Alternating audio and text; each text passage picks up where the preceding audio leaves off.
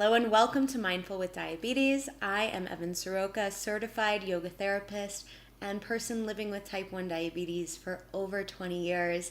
This week's episode is all about conscious management of hyperglycemia, or highs. What's so challenging about highs not only is the feeling of being high and the compounded long-term effect of hyperglycemia, which is heart disease, neuropathy, amongst other things, it is frustrating. And if you can look underneath the effect of a hyperglycemia and observe what the cause is, this is a practice of yoga therapy of being able to influence and affect change in your life. Just by lowering your average number a couple hours a day, this will have a dramatic effect when you do end up going to your endocrinologist and getting that sometimes dreaded HbA1c test. I find that this process of deduction really helps you to strengthen your relationship to yourself and, of course, to diabetes. So here are my top strategies for deducing the cause of hyperglycemia and what you can do about it. Number 1,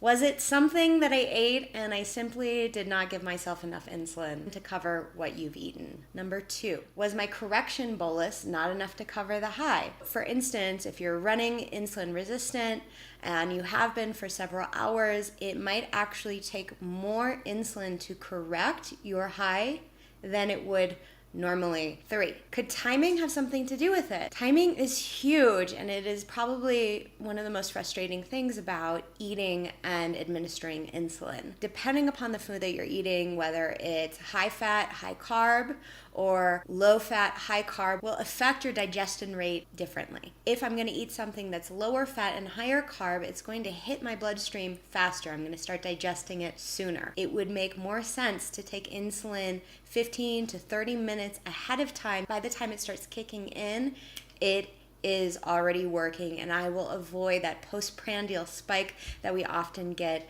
after we eat something. On the other side of things, if it's higher fat, it's going to take longer to digest. Whether you're on shots or on some sort of a pump, you use the different bolus wizards and the techniques. With a pump, it would be a dual wave, so taking some up front and then extending that over a longer period of time, whether that's 2 hours or 3 hours. It's all a big science experiment. If you're on shots, watch your BG, and you might need to take another shot a couple hours later because it's starting to kick in, or you're starting to digest that food that you ate. It's taking much longer time to digest it. Number 4, are hormones involved? The dawn phenomenon, where your BGs spike early in the morning, your liver is releasing glycogen into your bloodstream. If you're a female and you're having a pre-cycle or during your cycle, you will notice there is a tendency to run higher. If you're sick, there's lots of things going on internally. So what is happening on a much deeper, more subtle level? Is this beyond food? Is this beyond insulin timing? Is this something that's going on hormonally? And then make any adjustments that you need. Number 5, technical difficulties. If you have an insulin pump, it could be clogged, your site could be kinked, it could be an area of overuse and you're just not absorbing the insulin. Same thing if you use injections. We often go right into the same spot every time because it just feels like natural.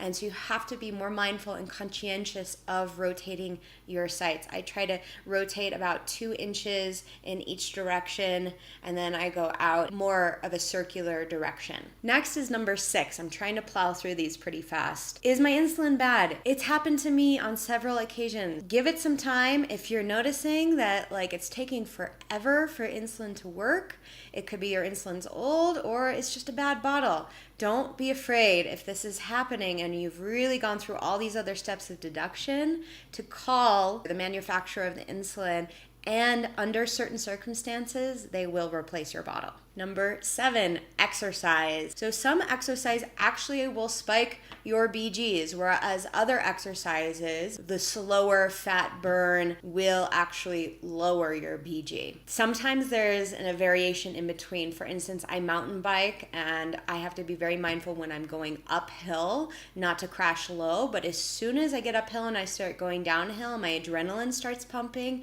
I kid you not, almost every time I start spiking. So I know these are a lot of steps, and I expect that you probably know a lot of them, but it's a healthy reminder that you too can be more conscious and more mindful of your management of hyperglycemia. Diabetes is just another relationship in your life. So if we can understand it on a deeper level and understand how these outside factors can actually influence what's going on a much deeper and internal level, the process unto itself is less daunting, less overwhelming, and might actually become something that is fun. Thank you for your time. If you want to learn more about yoga therapy for diabetes, please visit my website.